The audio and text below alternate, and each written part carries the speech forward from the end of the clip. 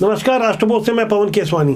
पुराने जमाने की भारतीय जनता पार्टी के बारे में एक बात कही जाती थी, कहीं यदि कमरे या हॉल के बाहर चप्पलों की कतार नजर आए तो जान लीजिए कि अंदर भारतीय जनता पार्टी के कार्यकर्ताओं की बैठक हो रही है। इसी अनुशासन की दुहाई दी जाती थी और नारा दिया जाता था कि चाल, चरित्र और चेहरा यहाँ विशेष महत्व रखता है। लेकिन बदले हुए हालात में छत्तीसगढ़ में कुछ अजीबोगरीब सा हो रहा है। यहाँ कोरबा नगर निगम में सभापति के चुनाव के दौरान स्थानीय पार्षद लामबंद होकर पार्टी संगठन के निर्णय के विरुद्ध नूतन सिंह ठाकुर यानी एक बागी उम्मीदवार के पक्ष में मत देते हैं और भाजपा के इस उम्मीदवार को बागी सभापति बनाते हैं। पार्टी संगठन ने एडवोकेट नूतन सिंह ठाकुर को बाहर कर दिया 6 साल के लिए। साथ ही स्थानीय मंत्री लखनलाल देवांगन को भी कारण बताओ नोटिस दिया है। पार्टी अनुशासन की इस लाइन को आगे बढ़ाने के लिए जांच के लिए पूर्व विधानसभा अध्यक्ष गौरीशंकर अग्रवाल की अध्यक्षता में एक 3 सदस्यीय जांच कमेटी बनाई गई। उस जांच कमेटी के आने से पहले जो सभापति निर्वाचित हुए हैं उनके प्रतिद्वंदी पूर्व नेता प्रतिपक्ष हितानंद अग्रवाल, उनके सहयोगी बद्री अग्रवाल और एक स्थानीय पत्रकार का एक ऑडियो वायरल हुआ है। इस वायरल ऑडियो में वो कह रहे हैं लखन का मंत्री पद जाएगा लेकिन साव तो रहेगा। इसके लिए करीब 1 लाख रुपए की डील हो रही थी। ऑडियो वायरल होने के बाद भारतीय जनता पार्टी के पार्षद लामबंद हो गए। भाजपा पार्षदों का कहना है कि ये मंत्री पर हमला करवा सकते हैं, इसलिए वो एफआईआर करने के लिए थाने पहुंच गए। सत्ता से जुड़ी साजिश के बारे में राष्ट्रबोध को कोरबा के स्थानीय भाजपा के सूत्रों ने बताया कि साजिश के अनुसार हितानंद अग्रवाल ने सभापति चुनाव में हार के बाद बदला लेने के लिए बालको नगर के कुछ पत्रकारों को अपने घर बुलाकर एक अलग रणनीति बनाई, जिसमें पत्रकारों को कहा गया कि पार्षदों का मंत्री और विकास महतो के खिलाफ यदि झूठा वीडियो बनाकर वो लाएंगे तो 50,000 रुपए की राशि उन्हें मिलेगी। पार्षदों को भी 1-1 लाख तक देने की कोई डील हुई।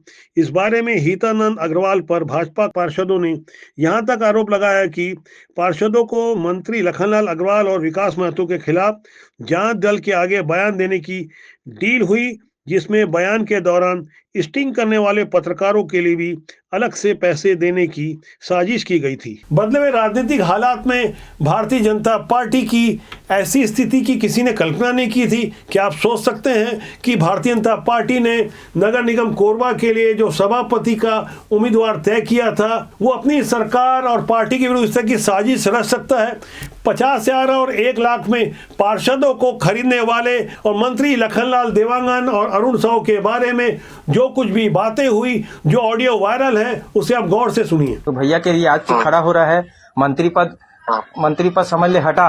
मंत्री जी आज हैं कल नहीं रहेंगे, ठीक है। अरुण तो रहने करेगा। हाँ थोड़ा सा, लेकिन ये लोग डर रहे कि भाई ये तो बोले नहीं है मंत्री जी ऐसा कुछ, लेकिन हम बोल देंगे हितानंद जी के लिए सर। अभी हम तेरे को जो भी अमाउंट है वो करवा दे रहे हैं और तू अपना बाकी का अमाउंट, भाई पूरा काम होगा ना तो तू भले 10-50 10-20 हम और तेरे को दे देंगे। आप जितना ज्यादा विपक्ष में मैं बोलेंगे आप मंत्री और विकास के, हाँ मंत्री और विकास भैया के, विकास महतो जी के, तो उतना ही तेरा अच्छा होगा। कोरबा नगर निगम के सभापति चुनाव के लिए जांच तो होनी थी। स्थानीय विधायक और मंत्री लखनलाल देवांगन के व्यवहार की जांच तो होनी थी कि आखिर किन कारणों से अनुशासित भारतीय जनता पार्टी के पार्षद अपनी पार्टी के निर्णय के विरुद्ध जाकर एक अलग सभापति बनाते हैं। जांच तो होनी थी उन हालातों की, लेकिन अब जब कहानी में ट्विस्ट आ गया है, इस तरह के ऑडियो जो वायरल हो रहे हैं, तो जांच समिति के संयोजक गौरीशंकर अग्रवाल, पूर्व विधायक सुबोध सिंह और श्रीनिवास मद्दी जो इस जांच समिति का हिस्सा है, उनके लिए जांच कुछ अलग ही दिशा में जा रही है। बदली हुई भारतीय जनता पार्टी का ये नया स्वरूप क्या सत्ता के कारण चल कर आया है या बदले हुए हालात में ऐसी ही साजिशों को आम कार्यकर्ताओं को भी झेलना पड़ेगा? साजिश के मास्टरमाइंड बताए जा रहे पूर्व नेता प्रतिपक्ष हितानंद अग्रवाल के बारे में स्थानीय पार्षद चंद्रलोक सिंह का कहना है, लखनलाल जी का और हमारे प्रदेश मंत्री विकास महतो जी का बेबुनियाद आरोप लगा करके उनके ऊपर ब्लेम लगा करके कार्रवाई करने के लिए और फंसाने के लिए साजिश रच रहा था। आज वैसे छुटभैया नेता के खिलाफ हम सभी पार्षद और पूरी जनता और कार्यकर्ता के साथ में रामपुर थाने में आके FIR दर्ज कराने के लिए आए हैं। देर रात को कोरबा के सिविल लाइन थाने में भारतीय जनता पार्टी के पार्षद पहुंच गए और ज्ञापन देने लगे। अपनी पार्टी के हितानंद अग्रवाल और बद्री अग्रवाल के विरुद्ध जो बातें लिखी गई है और जिस तरह के आरोप लगाए गए हैं वो बेहद गंभीर हैं। यहाँ गहराई से समझने वाली बात यह है कि यदि ये ऑडियो वायरल नहीं होता तो क्या वो साजिश कामयाब होती।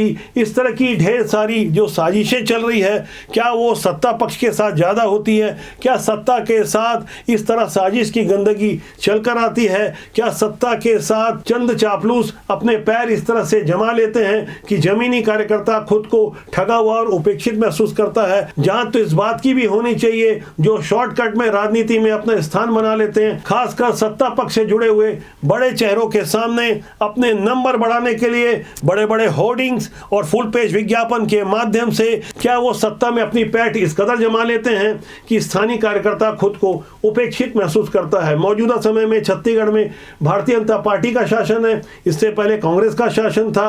कमोबेश हालात तब भी ऐसे थे और अब भी इस तरह के जब आरोप लग रहे हैं तो यहाँ एक बड़ा गंभीर प्रश्न खड़ा होता है, क्या अनुशासन का डंडा चेहरा और ओहदा देखकर चलाया जाएगा? लोग आज पूछ रहे हैं जिस भ्रष्टाचार के विरुद्ध भारतीय जनता पार्टी ने लड़ाई लड़ते हुए छत्तीसगढ़ में सत्ता हासिल की, आज पुरानी सरकार के जमाने में हुए घोटालों के विरुद्ध जब मुखर होकर विधानसभा में भी आवाज उठाई जाती है, ऐसा लगता नहीं है कि पार्टी सत्ता में है, क्योंकि अभी भी भारतीय जनता पार्टी के जमीनी कार्यकर्ता आक्रामक मूड में हैं। लगातार शिकायतें आ रही है कि जब सारे चुनाव जीत लिए गए, विधानसभा, लोकसभा, उपचुनाव, त्रिस्तरीय पंचायत चुनाव और नगर निगम सारे चुनाव जीतने के बाद अब जब बारी है संगठन को मजबूती देने की तो वहां कई गंभीर प्रश्न खड़े होते हैं कि पार्टी के अंदर भ्रष्ट और बेईमान लोगों से कैसे निपटा जाए। ऐसे लोग जो किसी की भी सत्ता हो वहां वो अपने पैर मजबूत कर लेते हैं। आज गंभीरता से इस बात पर न केवल चिंतन करना होगा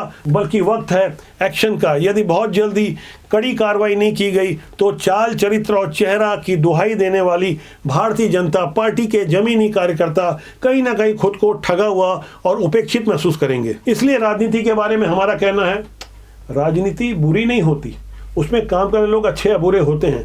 देश और समाज के लिए अच्छा चाहने वालों को राजनीति में आना चाहिए, अच्छे व्यवहार से देश और समाज की भलाई के लिए। जब हम बुरे लोगों को राजनीति में आता हुआ देखते हैं और सिर्फ शिकायत करते रह जाते हैं तो वहाँ हमारा कोई अधिकार नहीं बनता कि हम ऐसी शिकायत करें, बल्कि अच्छे लोग राजनीति में आएंगे तो बुरे लोग अपने आप किनारे हो जाएंगे। तो आज के अंक के लिए इतना ही। मेरा आपसे आग्रह है कि चैनल को देखें, लाइक करें और आज के इस अंक के बारे में कमेंट बॉक्स में जरूर जाके लिखें। नमस्कार।